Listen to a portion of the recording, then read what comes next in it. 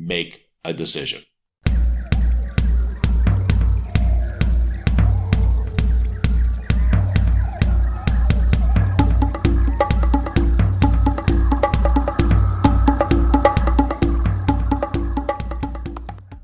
Hello, Howard, are you? And welcome back to the Wild Business Growth Podcast, presented by Hippo Direct.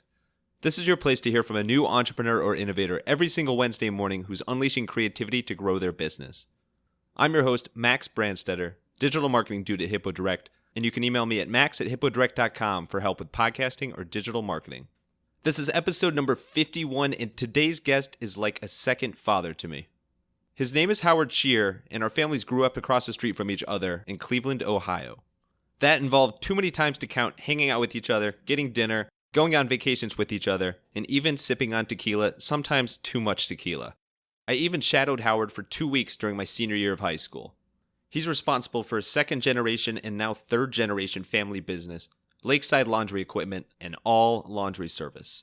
You'll hear about all that and much, much more. It's time to get serious. Enjoy the show.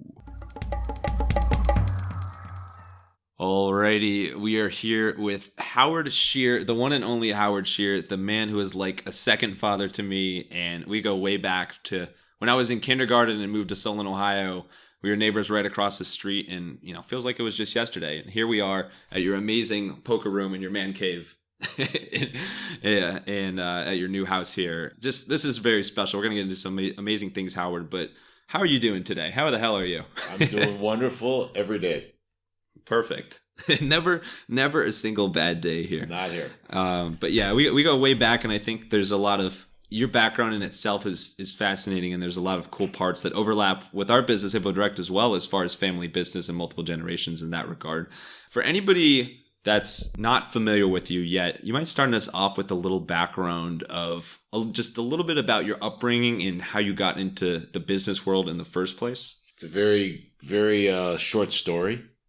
A little haiku here. A little haiku. I was born in Pittsburgh, and from two parents that worked very hard. And every day I saw them go to work. I went to school, came home, and that work ethic was bestowed upon me over the years. I went to college because everybody said I had to go to college. And after 3 years, realized I am better with my hands than I am with books. Unfortunately, a lot of people don't figure that out until after they graduate. And got a job in a laundry company, a national laundry company called Mackey, which is no longer in business, and worked for them for 10 years. By chance, my father and I had an opportunity to start a company in 1990. My dad started it with another gentleman. Is it okay to say his name? Yeah, of course. David Kirschenbaum, who actually is one of my mentors. Unless he's going to put a hit on you after this. But Never. Okay, cool. I'm too big and too strong for him. That's what I thought, yeah. We started off as working for him as he owned April Vending, which is a wash and dryer company, and matured into what is today All Laundry Service and Lakeside Laundry. The growth has been incredible, and I can only tell you because of the work ethic of not myself, but also my staff in my office. Yeah, it is incredible. And I'd love to dive into more of your background and your upbringing there. Obviously, Pittsburgh, we go way back with the Pittsburgh Browns rivalry all the time. Literally, when you drove us to school, and your daughter Gabby and my buddy Mark we'd always get into it with the Browns Steelers. But in addition to that, you mentioned you learned very strong work ethic from your parents. What other lessons did they rub off on you? A lot of things. Number one, being a great parent. That is also goes in line with being a good boss, because being a boss, sometimes you are a parent. It's very unusual to say that, but it's true. I call my office my family. We do pick on each other every once in a while. We do get on each other's nerves, but occasionally you have to separate people as far as telling, hey, listen, we have to approach this a different way. It's kind of that background of being a good parent and and being honest with not just my children, my wife, but also my employees.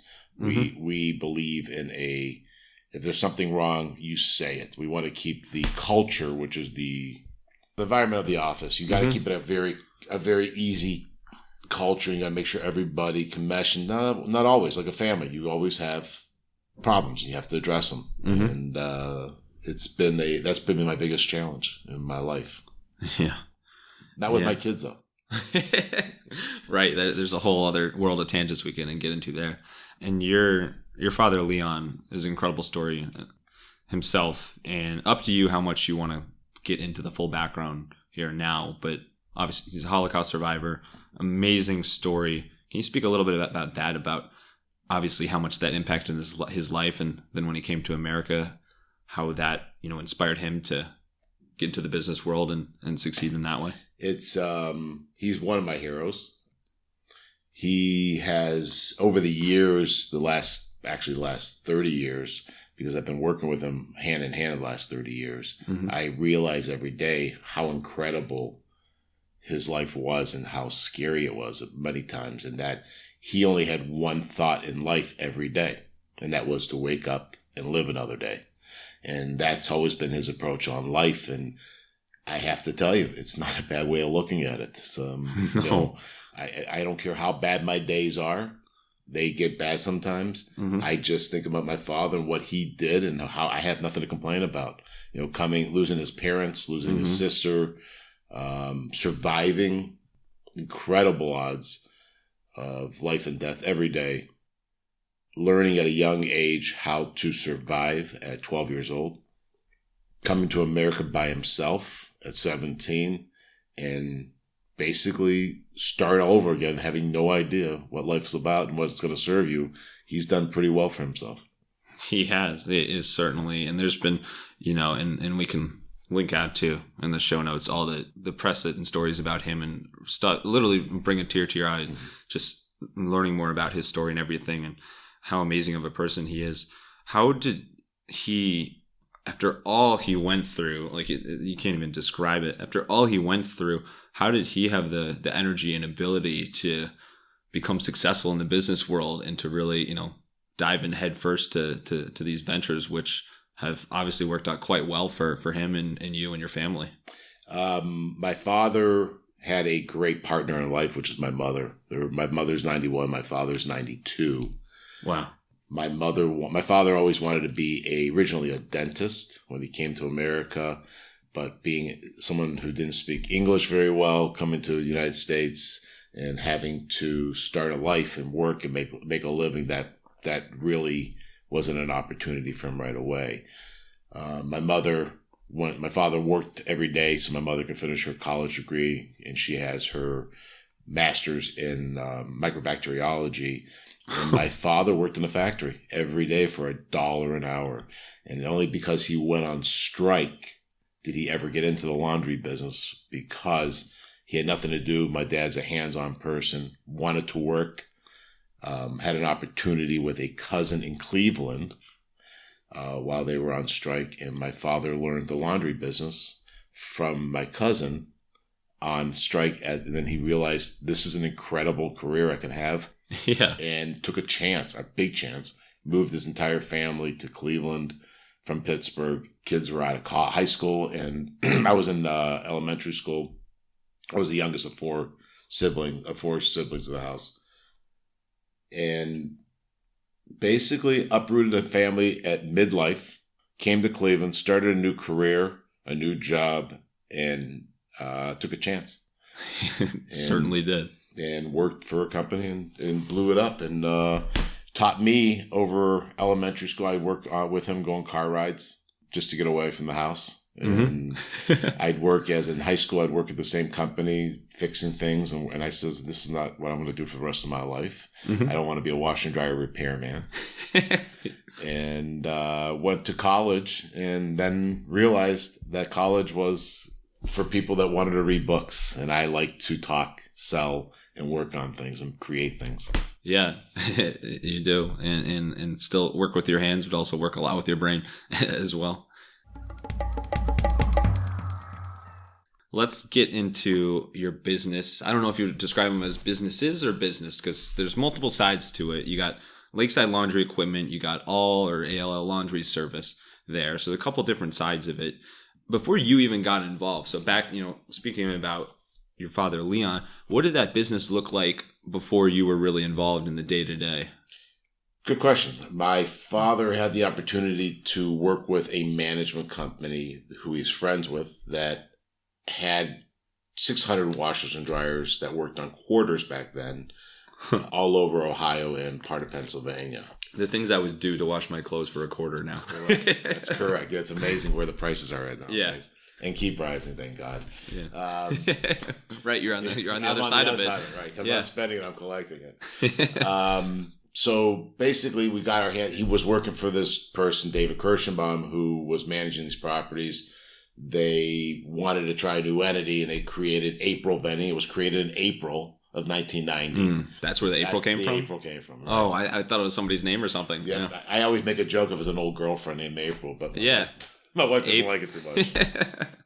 And over the years, David let me try to sell accounts, grow the business. Mm-hmm. And he was managing apartment buildings. He wasn't in the laundry business. And I had the passion to make this business grow. And we created a vending company out of it where we had pop and candy machines in nursing homes and put pop and candy machines in apartment buildings and built that business.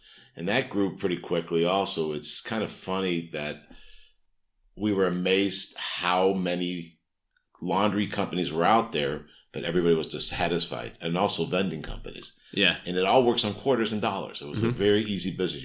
You get the machines working, you keep them working, you fill the candy machines, pop machines, you take the money, you share the revenue, and you give an honest cut. That was easy. And by just doing that, we grew by word of mouth.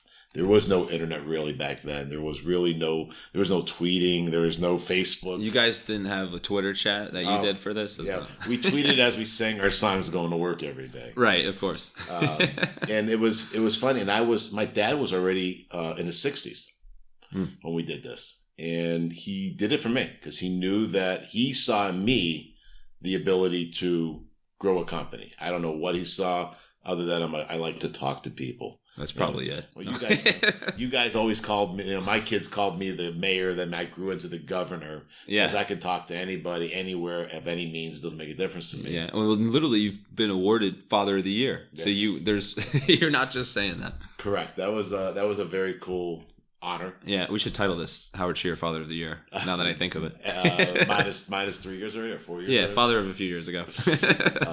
That was an event in itself, but that was more recognizing you as a father than as a businessman. Yeah, yeah. But again, it shows that as you were saying before, that you approach this business the same way as you do as a father, as a parent. Is that your business is your family, and there's some overlap there with some of your family members working there, but you're going to get the same Howard whether it's at work or outside of work. You're very true to yourself. So I think that just speaks to you. That's very correct. I've always tried to be as straight line as possible. My very good friend, and from being 5 years old, Jack Kuzner, always said that you get what you pay for.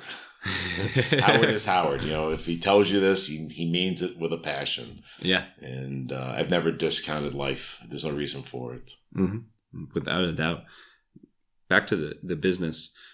What does it look like today? There's a couple different sides. We mentioned the Lakeside and the A.L.L laundry service. Can you, for people that aren't familiar with your business, can you give sort of a brief background of what each side looks like? Sure. We have there's two structures, and actually it's becoming now a third level of the business. Oh, nice. The first level is distribution, just like a car dealership. You got to go and buy a washer or a dryer, a commercial washer and dryer. You need to go to a dealership or a distribution company. So we are a Maytag and a Thagor commercial washer and dryer company. We distribute the machines. We sell them within our market share. We are restricted to our market share on the commercial side. Then we have A.L.L Laundry Service, which stands for April Lakeside Laundry. And that was just creating of words of how we can get the company April into a name that people could recognize a little bit more. Yeah. Relatively easier on the trucks. And not too far from the lake here. It makes sense. Correct. Which was a mistake in itself also, which we were trying to figure out how to change our names. We're actually trying to, because we've grown so much. Right. We're not just in Cleveland anymore. We're now in Detroit, Michigan, and we're in Columbus and also Pittsburgh. Wow. So there's no lake in Pittsburgh. We call it River Laundry, but didn't make sense over here in Cleveland. Yeah, Three Rivers Laundry. Right. Which in my heart would be perfect. Right, Buckeye Laundry. So the All Laundry is a route, ROUTE, where we basically install washer and dryers and do not charge the owners for them. We pay them a revenue share off of the equipment. Mm-hmm. You know, like I said, we used to be a quarter company. Everything used to run on quarters. And a company called ESD, who has been my partner for over 20 years, developed a smart card technology, which now took the quarters away from the machines and put it on a smart card. So you can now, at that point, use cash, paper cash, add value to a card and use the machines, operate the machines with a smart card. And as life and as technology has grown quickly, we went from card to card, which is credit card to smart card, now to a phone app to start our machines. It's incredible. This business has went from quarters, dimes when I started using dimes, from the 70s and 80s quarters, 90s quarters, and we went to smart card. And now in 2019, 2020, going into it, we're already into the phone app, operating the machines, starting the machines. Wow, the mobile apps. It's fascinating because obviously with this podcast, speak to so many different business owners and people that deal a lot in the techie space. And you see the impacts of technology, especially when people work in the marketing world or with social media. But I think with your business, what's so cool is like it's an example of literally how the changes and advances of technology literally affect everything and have like changed literally laundry and washers and dryer business, which is probably something most people don't think of, but it is very different than it was when you started. It's night and day, because when you had quarters, you had to deal with people stealing from you, vandalism, right? More service calls. And technology, even though it can be a pain sometimes when you're trying to understand it, how to utilize it, we have found that accountabilities come into play. Ease not getting quarters. You know, if for millennials, they only use their phones. They're on their phone 99% of the time. Guilty. Yeah. Correct. And I try to be 98 or 97. I'm about 75 because my phone rings all the time. Yeah. And you've known that. Well, you're in your house. I'm blown away. Beautiful home here. It's so connected. Like the apps you use, you can control things on your phone, and it controls everything in your house. It's like a smart house. Yeah. I have a semi-smart house. I didn't want it. It was because I didn't want to. Book smart or street smart? Yeah, it's street smart. just like its builder. Yeah, it was a thought process. I didn't want to have my house on the grid, so to speak, so someone can come in and break in and control my house. So you have to be within its with restrictions. It's a very cool thing, and technology does not scare me. It's kind of funny because everybody around my age gets a little. As you get older, I'm 55. As you get older, there's a new thing coming out. And I'm not the first one to jump on it if it's for my house, but my business, I'm always about it. Right. Because I think if I don't do something that's advancing our business, we need to be on that bus and drive it. And we've been on the foreground. I mean, the developer of the smart card system has thanked me many times for bringing the smart card technology to the Midwest. It flew out of the pocket right away in New York, Boston, L.A., right. But the Midwest, everybody was afraid and slow to change, and I saw the opportunity and grabbed it. Those are things that in business you've really got to be the front of run, and you failed a couple times too using it. Right. But you have to be willing to fail though when you try out things like that. It's not failure is part of gaining ground. You have to have failures. If you're afraid of failures, you're afraid of doing business. You have to be able to take a chance. Now, I'm not saying invest $1 million and throw dice down there and see if you're going to hit. See if you can hit it. Yeah. I'm talking about sitting down with a team within your office or yourself, if you're a single operator, and understand that managing good decisions. I can tell you two very come to mind right now with technology. Yeah. We were the first company to try putting credit card swipes on the washers and dryers. It was great. It was a great idea. It worked tremendous during the day because we used to use the air cards, if you guys remember what those are. Yeah. But the problem with air cards are, and if you don't know what they are, it's like a phone in your washer on the board that had connectivity to the internet. The problem with using an air card we found was people are on their phone at night. which narrowed the bandwidth, which God. made our machines not work. We probably went 6 months, the owners yelling at us, machines aren't working. Every time we go out during the day, we swipe the credit card. It works beautifully because no one's on their phone. Oh, yeah. That's incredible. There's the bandwidth there. So it's something you don't think about. Right, not understanding. And the only reason we found this out is basically because I talked to a customer and they said that, at nighttime we use the machines and they don't want to work. And we had to narrow it down. We went to the location. We ended up pulling that entire system. It was probably $30,000 of equipment that we invested in, and it's just sitting in a warehouse now. We're trying to figure out what to do with it. Oh my God. But it happens, From that, we learned how the phone app was what took its place. So and that came within 9 months right after us using that swipe card. You swiping your credit card on the machine, going into a phone app, which made it really easy because your phone now becomes the connection to the internet. That's that's good. I'm sure it's well worth the price to pay. The price to pay to try something out in order to find something that actually works. It's difficult to swallow that much investment without, right? But you learn from it, and that's what I say by learning from mistakes. Yeah. What else so that's a lot on the technology side, sort of. It gives us a little look into the current and future trends of the washers and dryers and laundry world there. How else, when you think back to since you first joined the business, what are the biggest ways that your business has changed over the past 2-3 decades? For my marketplace, we're talking about the Midwest, it has been incredible to watch these companies. There were 9 companies in Cleveland, Ohio when I basically rolled out April Vending or All Laundry. There are 2. Oh my God. We have seen the Pac-Man theory, basically. It's what happened in the 80s. Large companies need to grow quickly. They can't get business by just selling, so it's easier to buy your competitor out.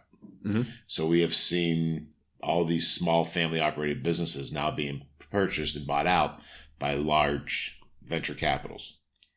And we sell on that. That's basically how we sell against it. We're a small family company. We're local. We're not that small anymore, but we have a family orientation here in Cleveland and in Columbus and Michigan and Pennsylvania that you can call the owner. I can give you a theory that I'm never afraid to put my cell phone number on my card. Right. Because I think you need to talk to everybody you gave that card to. By the way, you have some of the coolest business cards I've ever seen. I'm not sure. I haven't seen your recent business card, but back when we, throw back to senior year of my high school and I did senior project with you and we were kind of running around all over Cleveland. You leave your business card at random places and it was washer and dryer, fold out, opens like a book. And it's just one of the coolest things I've seen because it's a great compliment, but I have to be honest, it wasn't my creation. Okay. I've always said that. The person that created it was a company in Indianapolis, Indiana, who I molded my business at. It was a family oriented. Big inspiration. Yeah. Big company that ended up selling out to one of the big conglomerates out there. But they had the bifold card. It looks like a washer and dryer. I have not changed it. It is a top load washer, and I have not changed it because I had so many customers. I used to just mail them to apartment buildings. Right. And back then it was 30 cents or 31 cents a mail. We had a little intro letter attached to the card, and I actually had customers who call me up 3-4 years later and say, "I loved your card so much, I kept it." And when I originally was making the cards, they cost us 20 cents a business card. And everybody thought I was crazy. Business cards should cost you 2 cents, 3 cents. And I'm thinking, this is cheap advertising. Yeah. And it worked tremendously. And it still does. We all have the same card. People still love seeing that bifold card. And, you saw it. And the industry has copied me in other ways from that, which again, it isn't my copy. It was I stole it from copy of a copy. Correct. But you've executed it and it's worked well for you. We still use it. Just little advertisements. Yeah, it's fine. A previous guest I had on, Jay Bear, he's a huge content marketer, speaker, author, entrepreneur. Anyway, his latest book and something that he's so hot on, which I totally agree with, is this concept of talk triggers and how investing in just a little something like that can literally inspire and spark word of mouth marketing and people to come back over time and say, this is so cool, and you to be top of mind. And so I'll have to connect you guys. Like you're that even just the business cards is a perfect case study of the stuff he talks about. So that's funny. It's kind of come full circle in that regard.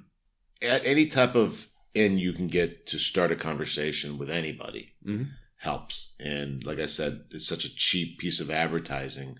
If you talk to any advertising company, which we have now it's SEOs, it's really not even advertising companies anymore. It's, we're spending thousands of dollars of just SEO marketing. And if you come down to, you buy 100,000 cards, I'm not even equaling what I've spent on my SEO programs anymore. Because, and we see that advertisement dollars pay itself back tenfold. Hey, Wild listeners, have you been wanting to start a podcast for yourself or your business but didn't know where to start? Or do you have a podcast of your own but you're struggling with the time commitment? I'd love to help. Shoot me an email at max@hippodirect.com with any podcasting questions you have. I'm also happy to jump on a 30-minute call where we can discuss your idea, planning, production, promotion, and other elements of the podcasting world. Let your podcast run wild. I would love to talk about a little bit more about family business and some aspects of it. So you mentioned it earlier. Obviously, there's the connection there and the multi-generations with your father and yourself. And there's also now your son-in-law, Rex, is in the business. Correct. Your son, Brandon, who I still can't believe is going to be, done with college before we know it. I still remember him as a baby when I moved in across the street. He is going to help out you guys this summer. So there's that there as well. So when you take a step back, you're kind of in the middle now. And so you've experienced the generations of family business above and below you, older and younger than you. What lessons can you share about how to have a successful family business? It's a great question. Thank you. You're welcome. The biggest problem with a family business is nepotism. It's probably the most difficult, just like any family, like I said originally, you have to be careful how you put your family operates. And for me to just bring in a family member just to throw them in the business when I have employees that work for me for 25 plus years, it kind of causes them, oh my God, we have a new owner and where do I lie with this person?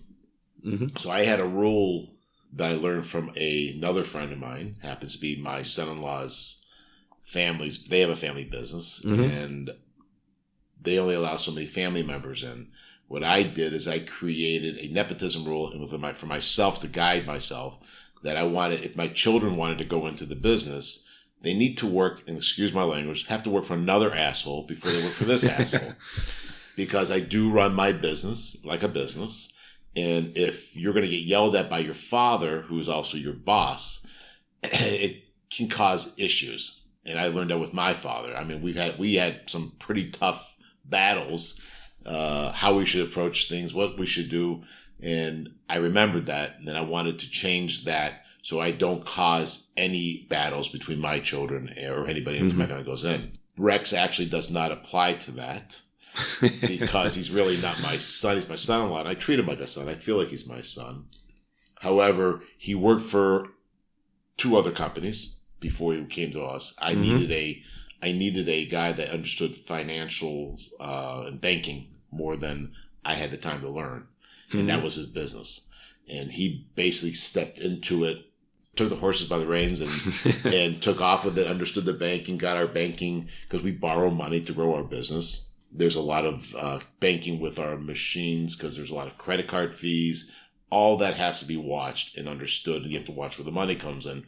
Because you have to understand that when you use your credit card, every time you swipe, there's a fee. And then there's a percentage for depositing in the banks. And it's the banking. You have to have somebody on top of the banking industry to make sure you're not getting overcharged. And he fit that mold. And the only reason he had the opportunity to come into the business is because my business partner, Dennis Conley, who I started All Laundry with, wanted to retire. And when I bought him out, it was a perfect fit for him to come in, learn the business. And he's been there for over 2.5 years now, and it's done very well. So if Brandon wants to come into the business, he has to graduate from Miami of Ohio this summer, coming up. and then work for some other asshole who comes back and work for me. He knows that his future resume is going to have multiple assholes on it, so that's great. Correct. And, shout out to the assholes. Yes, shout out to the assholes. All those assholes have to reunite. And I have 2 daughters that are also working for other companies. Shout out Gabby and Janine. Yep. And shout out Michelle as well. She hasn't got a shout out yet. Michelle gets the number 1 shout out. Yeah. But they are working for other companies. Not that they have any aspirations right now to come work for us. Mm-hmm. It may be down the line. I keep telling them to learn. Yeah. And they have, and they love what they're doing. My Gabby's in an HR position. And Janine, who started off with graphic design and who you've known very well, she has my gift. She doesn't know how to shut up.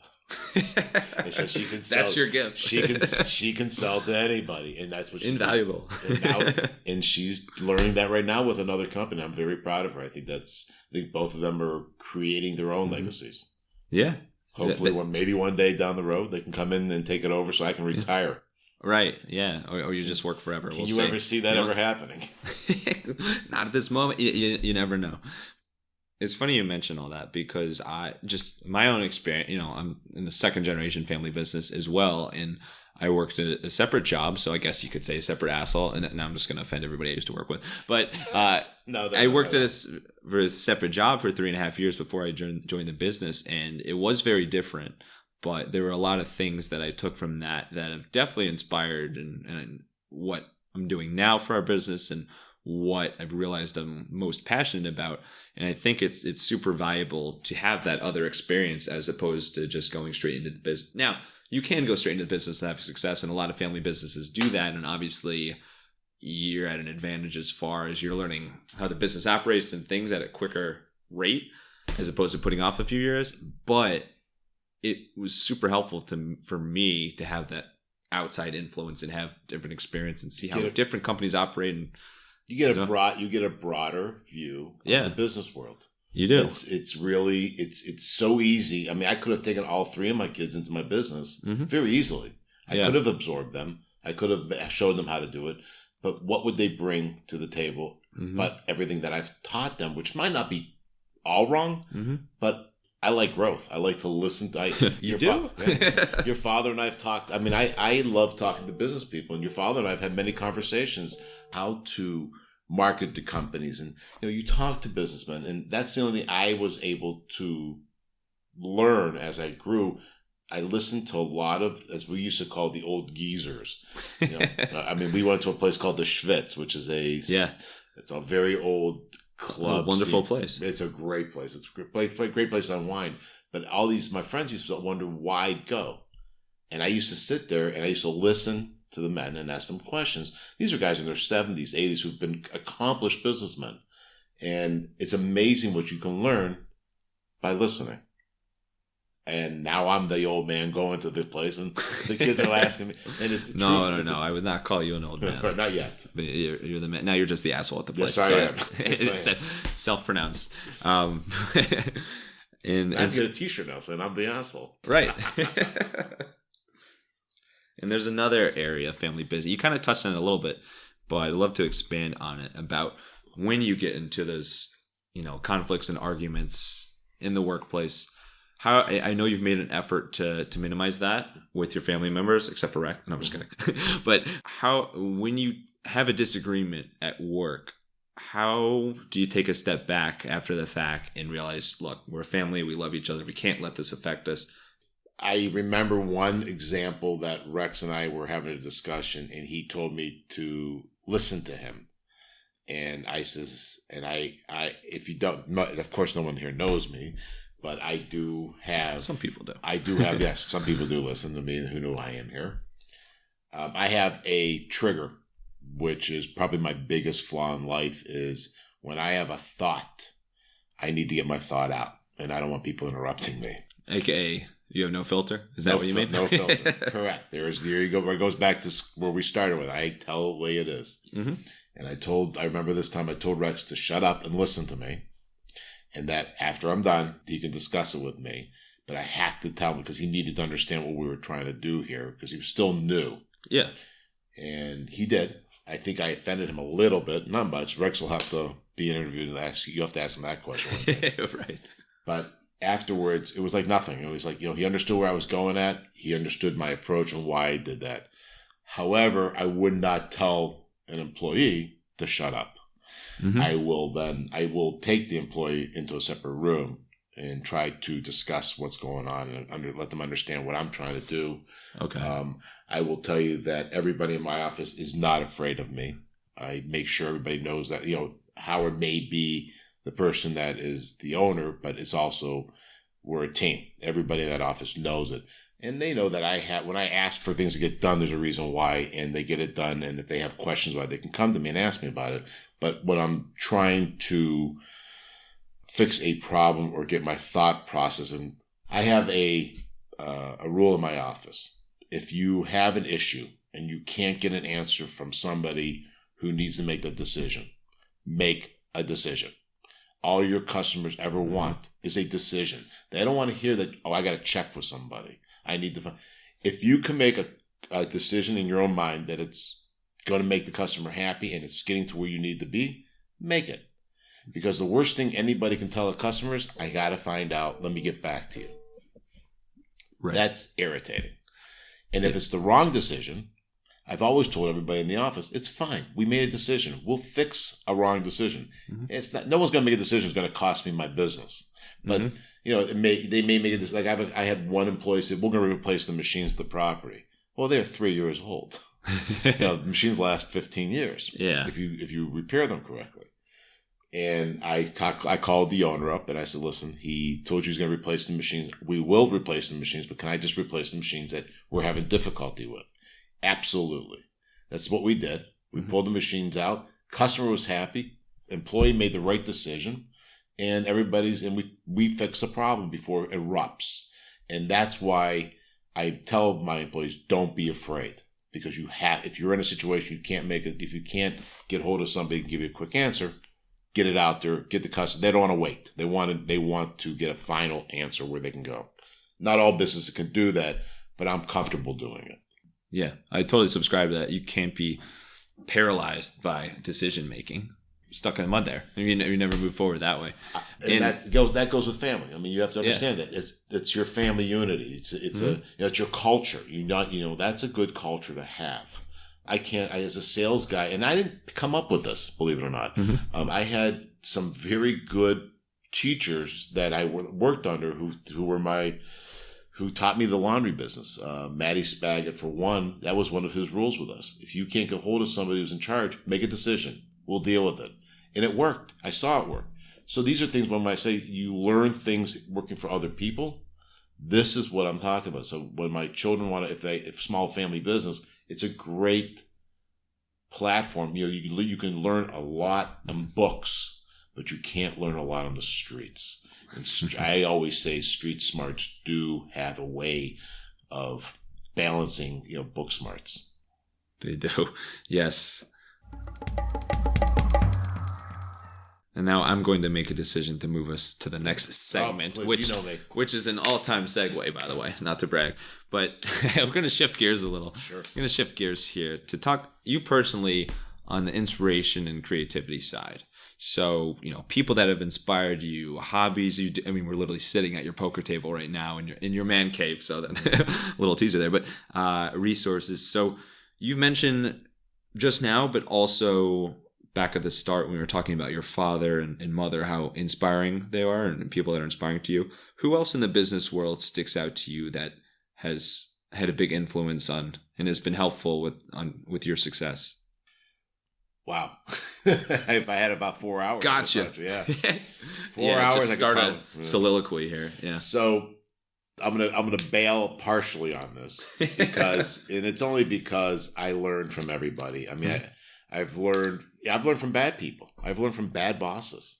Yeah. I mean, in like the reverse way, I guess. I have. I had a guy, I'm not going to mention his name, who I was 21 years old working for this laundry company and put me in his office and yelled at me. This is the original asshole. It all goes back. The ultimate original asshole. Correct.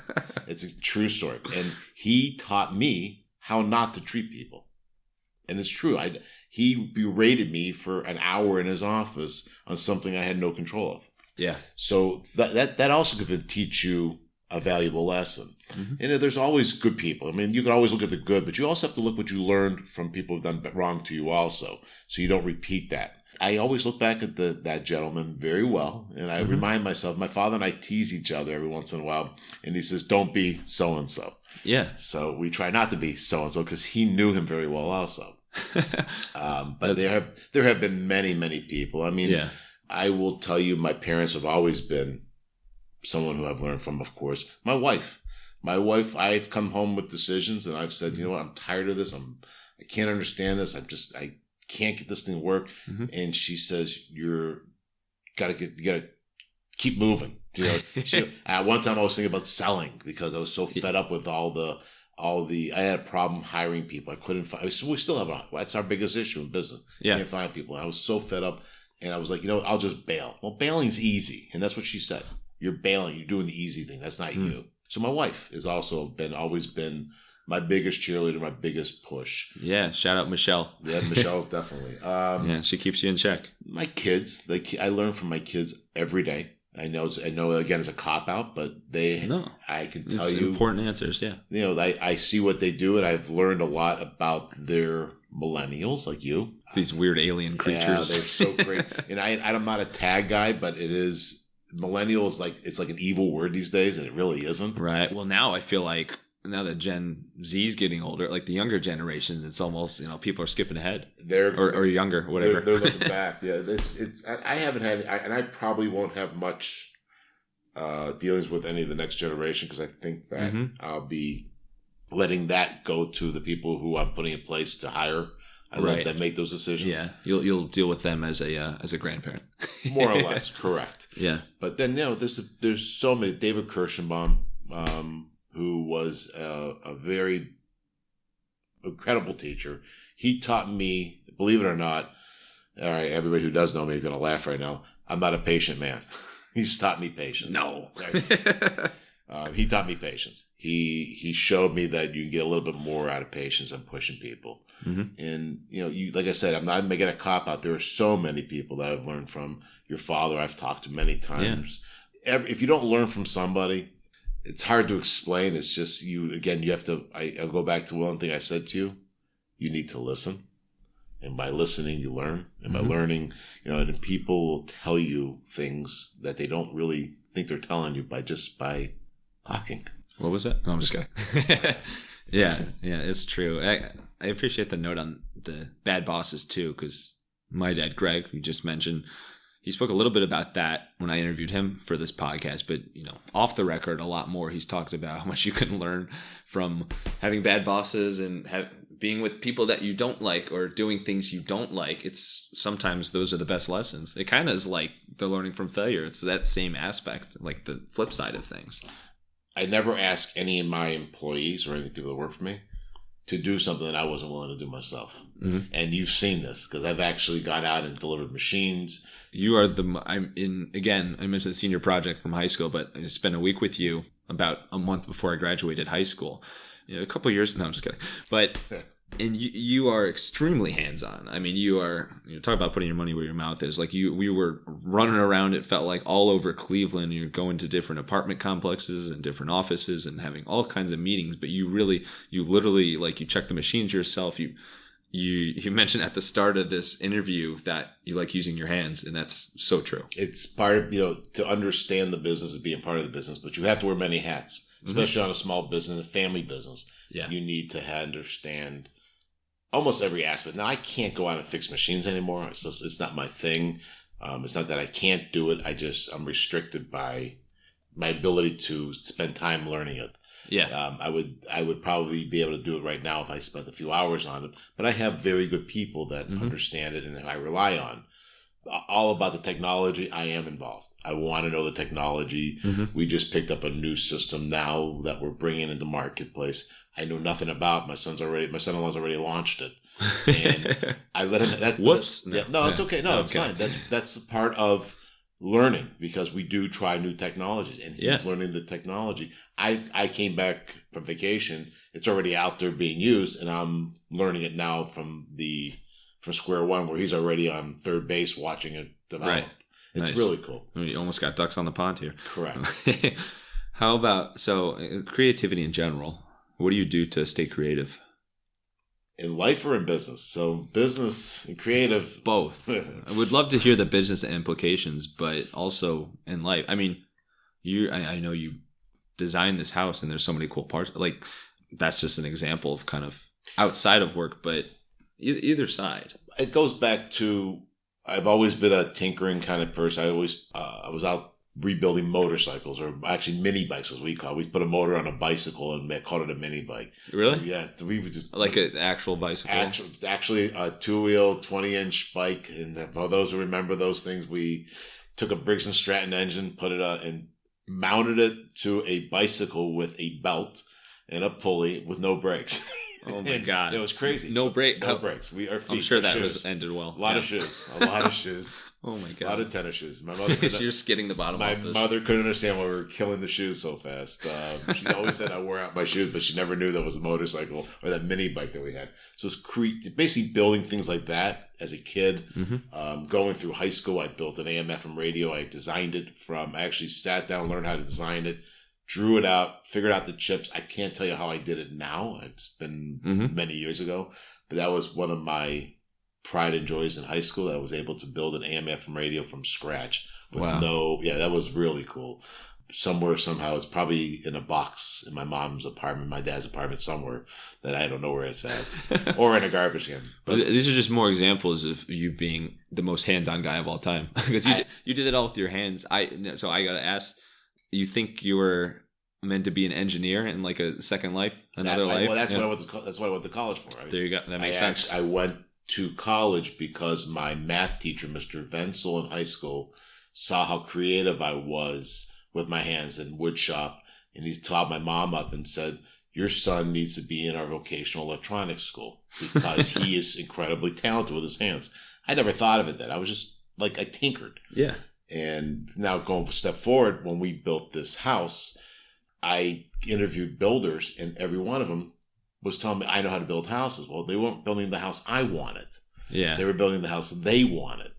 And just not to go on about the house, it was just, it evolved by me saying, you know what?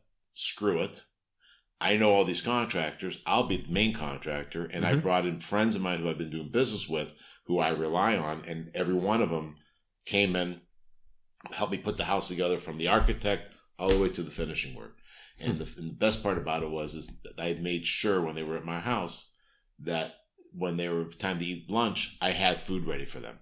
And I did it for 3 reasons. 1, because I appreciated their hard work. 2, they stayed on site after they ate. They went back to work. And it wasn't, I picked up my hours away. I finished it. And the 3 is I got to know them personally, every one of them. Yeah. And being hands-on is exactly what we're talking about, making sure everything's being done the right way. And, it goes back to my upbringing, not giving people the opportunity to do something, but to be able to watch it. And as you know, I take a lot of pride in my house and also my man cave, because I spent a lot of time down there. Yeah. Well, thank you for hosting for this interview here.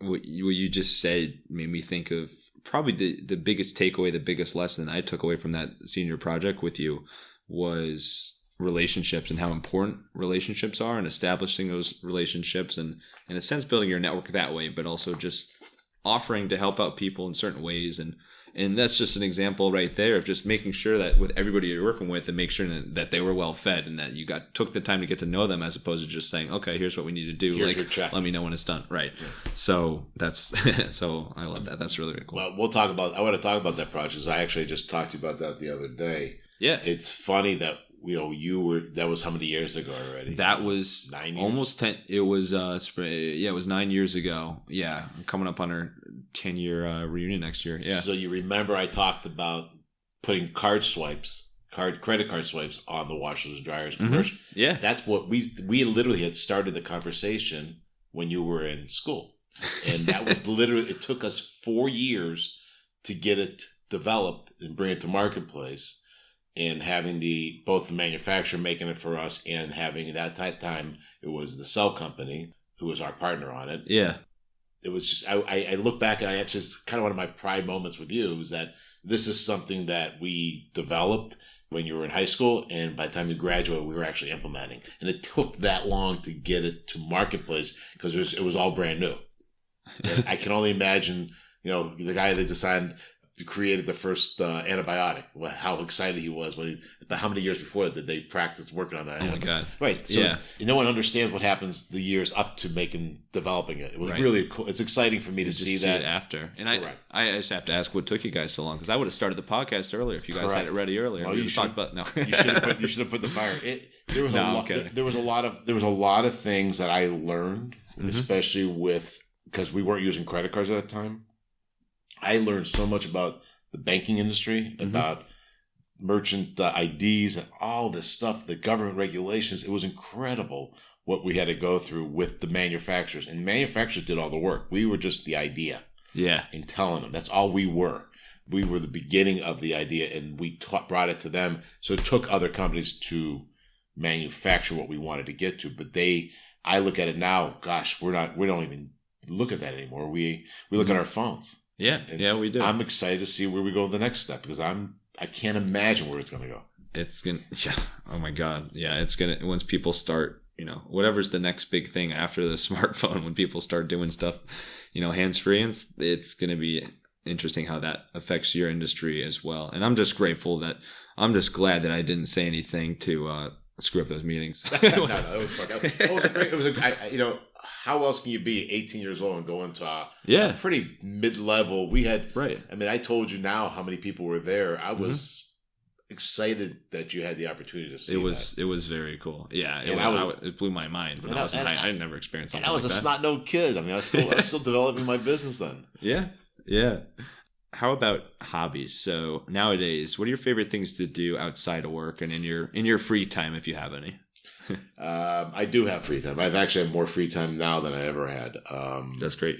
Yes, it's called having a great office.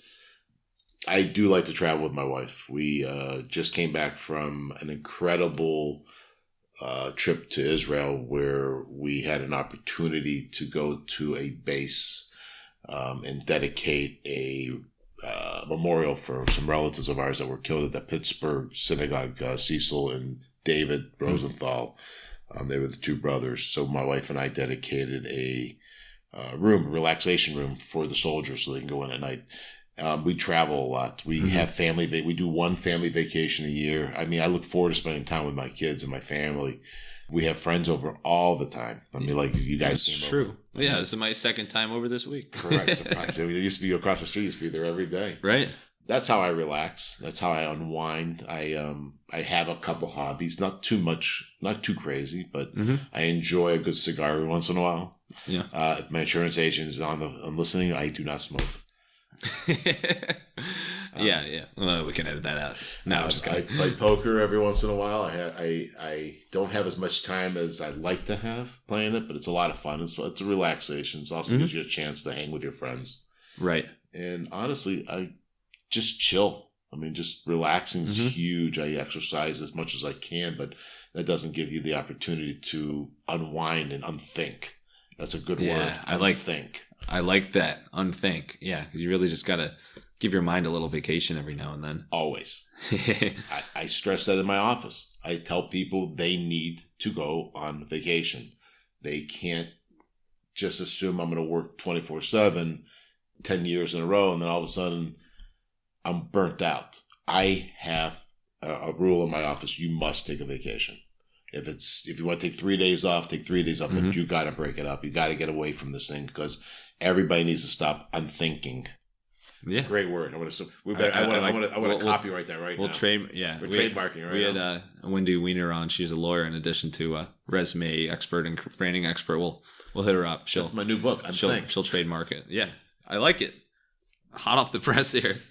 Speaking of books, are you a fan of books or audio books or listening to podcasts or anything that comes to mind that you want to shout out in that regard? I have. I am a horrible reader. That's why I did horribly in college. But I do occasionally pick up a book. Like right now, I'm reading a book. It was given to me by my father. It's about Rudolf Höss. Rudolf Höss. He was the commandant of Auschwitz, who my father knew and saw and Wow.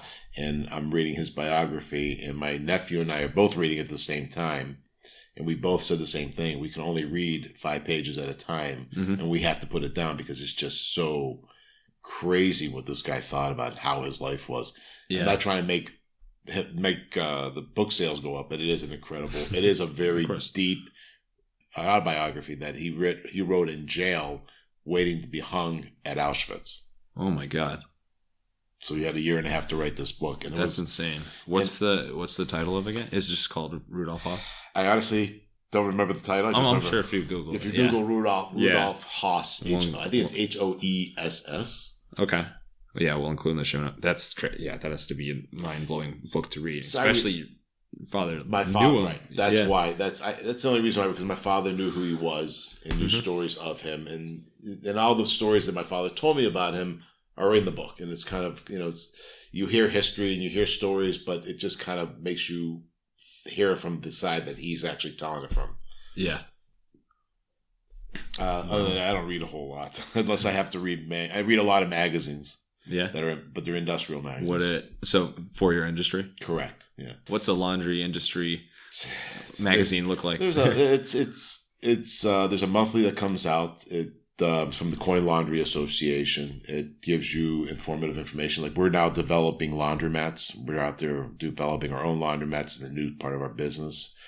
We find locations where we think are going to make money. We bring them to customers. If they're not willing to put a laundry in there, we go ahead and do it, because we always say, if we're willing to do it, you should be willing to do it. Mm-hmm. And we had, just to give you an instance, your grandparents were so excited about our store in University Heights called Heights Laundry. Yeah. And if you Google it, I'm very proud of it, because Google has been we're a 4.5-star rating. I think we have maybe under 200 people viewing it. Is this the Taylor Road one? The Taylor Road one. That's so funny. They actually wanted me to ask you about that. I was meeting with them yesterday. So you brought it up unprovoked. You guys still have that location? We do still have it. We're actually building. We just announced we're there. Building. You go, Grandma and Grandpa. We have that store's still cranking, but we're actually bringing it. We're actually going to probably call the second store. We actually have it under construction. It's called Heights 2. And it's funny because we had some, branding is a huge thing in our industry. You have to brand. Everybody has to brand. Everybody has to understand a brand name, be it Kellogg's or whatever. Mm-hmm. You have to have it. So we decided to go with Heights because in Cleveland, the marketplace, there's Cleveland Heights, University Heights, Shaker Heights. Yeah. Beechwood Heights? No, not Beechwood Heights. We could invent cities if you want. Right. But Brooklyn Heights. Yeah, University. Yeah. Parma Heights. So we have a lot of heights. So we actually made a joke about it, and this one's in Brooklyn, Old Brooklyn Heights area. Mm. So we're calling it the Heights Laundry 2. I like that. And we're going to start branding that name, and we're actually thinking about putting one in Maple Heights. Okay. So that'll be Heights. That's 3. Cool. Well, I especially love it. I lived in University Heights. Well, grandparents, Adele and Henry, still live there. Right. And I lived there until I was, 5 or 6? So it's very close to home. So appreciate the name there. Let's go to a fan favorite segment here. It's called the Wild Business Shout Out of the Week. The Wild Business Shout Out of the Week! Okay. Wild Business Shout Out of the Week. This is where you talk about a recent ad or campaign that caught your attention. And recently you heard something that was a song you like. Correct. And it was part of an ad. Can you walk us through your experience there? Before this interview, you asked me to try to think of a commercial or something that caught my mind, and I thought, boy, I don't watch too much TV. And I mentioned that to you. I read magazines. Mm-hmm. Outside of sports. Right. And who's going to want to talk about laundry commercials or what you see? And there are lots of them out there that are pretty cool. Mm-hmm. But I was literally making dinner with my wife, and I heard one of my favorite songs from The Who was Pinball Wizard. And it's just a classic song, but it was just the guitar riffs that started up. It made me stop. And a 55-year-old man loves The Who, loves Pinball Wizard, looks up, and what is it? It's an ad for a vehicle, a car. And not only just a vehicle, but a car that disappeared off the face of the earth that Toyota is bringing back. Wow. And it really made me go to my computer and pull out the actual vehicle, seeing when it's available. And they're bringing out the new Supra. They call it the G2 Supra. But the ad itself struck me because they started the music first, and then they really didn't show the car until probably a quarter of the way in. Then you see this glimpse of a car running through a pinball machine. And it's a cool looking car, but they don't really show you everything about it. It's a great taste. It teased the hell out of me. So much so that I had to get in and look at it, and was so pissed off when I go to the Toyota site and there's like really nothing about it. Really? So they're building that momentum. So when they announce the car is available, I think they're going to have pre-sales out the wazoo, because there's going to be a lot of guys like me that want a Supra and a really cool 2-seater car that would just look awesome and be fun to drive. And they started that. So that really is, I have to commend them for that incredible advertisement, the way they put it together, because it caught me enough. I listened to it, I watched it, but then I researched it. That's what the key is. They hooked me. Right. They compelled you to act on something as opposed to just saying, "Oh, I love that song." More or less. If someone told me the new Supra was coming out, I was okay, nice. Right. Yeah. So, that's amazing. Well, plenty of thoughts on that. One, it takes a wizard, literally a pinball wizard, to bring a car back in this case. So that's so you got that going. But they must clearly be going after your demographic. They were clearly very strategic with that song choice, and they knew that they needed to have that song for this concept of this commercial to come to life, because, as you mentioned, the car is, there's elements of pinball in the commercial. Right. So that's pretty cool. It's also just amazing to think about. I had some experience with this at my previous job for a Valentine's campaign we did for Snuggle, but I'm not too familiar with it. I just know that when you license songs like that, it can be expensive as hell. So this had to have been crazy for them to get Who? Yeah. The Who. I mean, this song. And it was like, it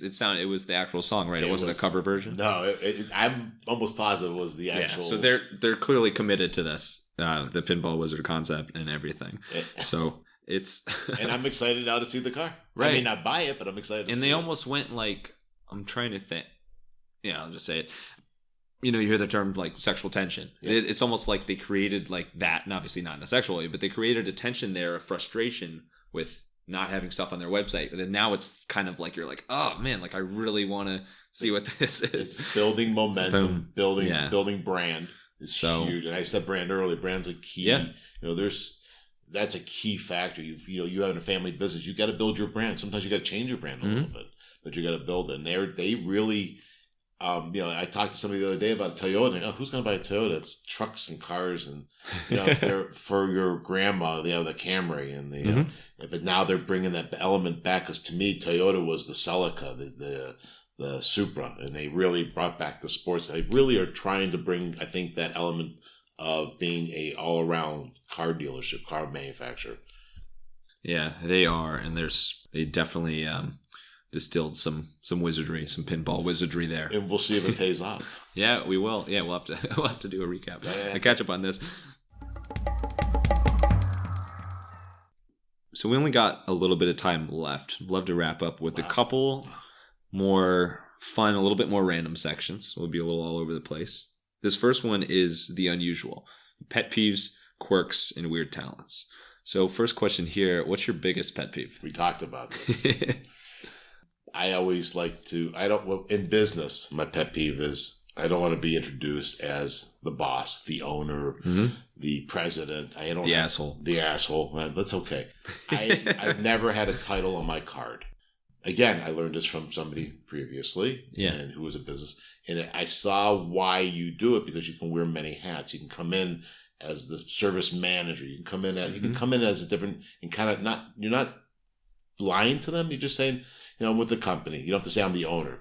Sometimes it's great to pull that hat out and put it on. And, I've done that a couple times also. I just did it recently yesterday for the first time that I said, you're talking to the owner. That does work sometimes to your benefit, but it gives you the idea if you can actually go in, like with that TV show where the owner of a big corporation goes in and works with a big corporation going, undercover boss. Yeah. It's pretty much on that same thing. You go in as a person who works with these other people, and that way you don't have to wash your P's and Q's. I tell everyone, if we're going to go have a meeting, just introduce me as Howard. Right. You don't say this is the owner, because they don't really care. If they're really mad at me, sometimes you may have to See, I'm the owner. Let's reset. Yeah. That never happens to our companies. No one's ever mad at us. Right. Yeah. Everybody does everything right. Comes all the time. I'm sure 100%, 110%. But it's a very down to earth approach and way. So I know it's worked well for you. So that's pretty neat. How about quirks? Anything that Michelle or any of your kids call you out for that is a little bit quirky or a little bit unusual? Not really. My kids call me out all the time, but that's right. Okay. They know that we do it in jest a lot, but yeah. Not really. I don't have too. I'm not a quirky kind of person. Or maybe it's something like you totally geek out about or too obsessive about. I'm obsessive a lot of things. Listen, I obsess on everything. I obsess on the Indians. Why aren't they playing better? I obsess on sports. The age-old question. My Steelers. I love my diehard. I'm a diehard Steeler fan living in Cleveland. Go figure that one out. That's actually pretty. I guess we could describe that as quirky. That's quirky. Yeah. And who roots for the Cleveland Indians, but doesn't root for the Pirates like that? Right. Yeah. You're across. Right. It changes by sports. Wow. Correct. Yeah, so those are probably the worst quirks of my life. That's probably the word everybody can never understand. You go in my office and you see Steelers, and then right next to you, I'm looking at a Steelers painting, Steelers magazines, Sports Illustrated, old school ones right now here at your place. But then I also see stuff all from around Ohio. That's all about Ohio and Cleveland. Correct. So quite the paradox. How about weird talents? So anything that you mentioned a lot of stuff from your childhood earlier about putting together radios and creating motorcycles out of non-motorcycles. But how about anything kind of sort of nowadays that you're just pretty good at, but it doesn't really have like a direct growth effect on your business? You know what? I can't think of anything that I have off the top of my head that I consider a talent. I mean, I think other than I talk, and like I said, you're a talented talker. I can talk. I can talk to anybody. That's probably the only weird talent or a talent that I have literally go into like an elevator or a room full of strangers and 10-second pitch on the elevator. They say 3 second. I said, I can't say hello in 3 seconds. Right. I can't even do this interview in an hour. How do you do that though? Like, how do you approach people? I mean, obviously you have the confidence in the energy to reach out to people, and all it kind of goes back to the relationships we were talking about before, but how do you typically reach out to strangers? Like, is it more like a friendly hello, or is it you make a comment about something that's going on around you? I look at an opportunity to talk to somebody like airplane rides. What a better place to be bored out of your mind but on an airplane. I had a whole conversation with a guy about the laundry industry who had no idea what it was. Wow. Sitting next to me, and by the time the hour and a half flight was over with, I gave him my business card, and I got a phone call from him yesterday. Wow, which was it was really cool. He might be calling right now. He actually, he actually knew. He thought of somebody that might be able to help me in my business. So I have no fear when it comes to talking. I used to be the scared guy that I was kind of, believe it or not, I was a little shy. In fact, outspoke because I was nervous. I think I still talk out of nervousness. I think that's actually a benefit. It works for you. It works really well. Absolutely works for you. And I make people laugh every once in a while. I throw it right there. You go. I throw a joke in. No, you do. I have a weird, they talk about talents. I have a weird talent of taking something, looking at something, walking into someone's office, and make a conversation out of it. That's just been a benefit in sales for me. And in life, I can talk to anybody. Yeah. Like, I see people wearing a big M on their shirt. And being a big Buckeye fan, my son and I still do this everywhere we go. You mean O? Big M. So when they have a big Michigan M on their shirt, they're wearing that ugly color, that ugly color of blue. Right. We always have a habit of saying, "Hey, Michigan, what time is it?" And they look at their watch or their phone, and they give us their time. And then we say, "And Michigan still sucks. Go Buckeyes." I can't tell you how many times that started up a conversation. Yeah, just stupid stuff like that. It is. They're shouting OH at people on the beach right? or wherever. Baby. Yeah. All right. So, last segment here. Love to wrap up with some rapid fire Q&A. You ready for it? Rapid fire with Howard. Rapid fire with Howard. Make yourself unthink. Unthink. No. All right, let's get wild. What is your favorite band of all time? Oh, without a doubt, Allman Brothers. Shout out Jessica. What is your I'm not going to let you say the Israel vacation that you were just on Okay. because we already used that. Yep. Besides that, what has been your favorite family vacation that you've been on? We go to Aruba every single year, and I am not a person like repeating. I don't like repeat stuff. Yeah. And it's amazing for me to go to this place. So that's how much you like it. And that's how much the family like. We unthink there. Wow. There goes a phrasing. How about, I'm going to get back to music because I know how much you love music. I'm just going to challenge you here. In addition to Pinball Wizard, what's your favorite song? What's a song that you could listen to every single day and never get sick of? Oh my God, there's so many. You got to pick one though. I know. Non-Pinball Wizard. Well, I'm a big fan. The song Blackbird by the Beatles is incredible. It has some incredible deep meaning about racism.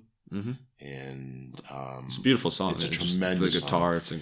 And that's probably one of the number one songs I can listen to all the time. There's some Allman Brothers, and Jessica, of course. Yeah. I can name probably 30 songs from the Allman Brothers that I'd be right. My other song is by OAR, which is a Crazy Night.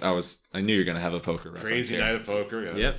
That's always a fun that song. one. Yeah, that song's it's like an adventure and a story in itself. So. Correct. Yeah.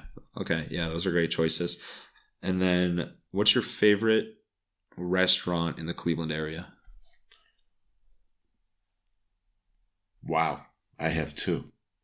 So I'm going to make a big shout out to one of my big clients who I adore and he's a tremendous growth in himself, and you should look him up. It's Frank Sanito. He started off with a restaurant called Lock Keepers. Mm-hmm. We go there probably monthly. It's one of my favorite restaurants. Great food from a small family operation that's grown into an incredible operation. Wow. He's got, and then his other restaurant I enjoy very much also, which is also, it's not downtown, it's an Italian restaurant, El Venetian. Amazing Italian restaurant. If you haven't had a chance in Cleveland, it's a must go to. Awesome. I add them to the list. Wow. But and then this pains me to ask it, but I'll do it anyway because I know how diehard you are. What's your favorite Steelers memory of all time? I'll tell you which one. It's actually not that hard. There's so many. I mean, we've had so many great championships. Okay, right. Yeah. Hey, the tide's changing, Howard. Yes. But I will tell you, it was a Super Bowl touchdown by Roethlisberger to the Ohio State wide receiver with his tippy toes in the end zone. Remember that vividly. To win the Super Bowl. That was against the Cardinals, right? Seahawks? Was it the Cardinals? I think it was the Cardinals. That was the one. So I don't care. It might have been the one. We've had so many championships already. Have you?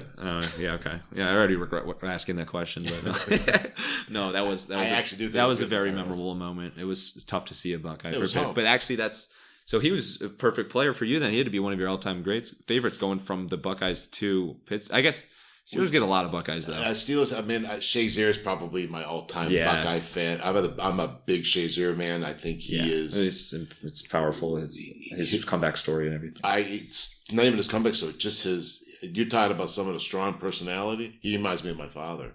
Mm-hmm. No matter what, you always kill forward. Yeah, that's spot on. That's amazing. All right. Well, Howard, this has been incredible. Thank you so much for, of course, having me here, letting me into your house once again, and sharing your story. This is really cool, reconnecting, catching up this way. Before we sign off here, what's the best place for people to reach you? It could be email, it could be LinkedIn, it could be your website, whatever you want. The only thing I don't do is I don't tweet. Yeah, you could. I could help you out if you need. No, actually, it's something we've talked about. I'm on Facebook. You can get me at howard@alllaundryservice.com with 3 L's. Yeah. And here's how connected I am. Call me. You ready for this, people? You can actually use a phone. 216-475. Oh my God. 2040. I forgot my own phone. 216. Oh no, you started. Oh my gosh. 216-475-2040. Extension 103. Call me. I'm always available. And matter of fact, email's the best way to get a hold of me. Awesome. And then last thing here, to send us off, final thoughts. It could be your favorite quote or a thought, just a short tidbit that you want to leave everyone with. The stage is yours. You ready? Unthink. Give your mind a chance to rest. It actually is the only way you can revitalize yourself, by just stepping away sometimes and just understand that everybody needs a break, even yourself. So let's take a break. shake and break. Thank you so much, Howard, for everything. And thank you, Wild listeners, for tuning into another episode. You can call me at 867-5309. In addition, here's what you can do. If you're not already, make sure to subscribe to this podcast on your favorite app and leave us a 5-star review on Apple Podcasts. You can also dive into our pool of marketing and insightful business growth resources at hippodirect.com/blog and hippodirect.com/newsletter. That newsletter is the Hippo Digest, and it's your weekly recap of creative marketing from all around the web. And of course, make sure to say hey on your favorite social media platforms at the handles HippoDirect and Max Brandstetter. Until next time, let your business run wild. Bring on the bongos!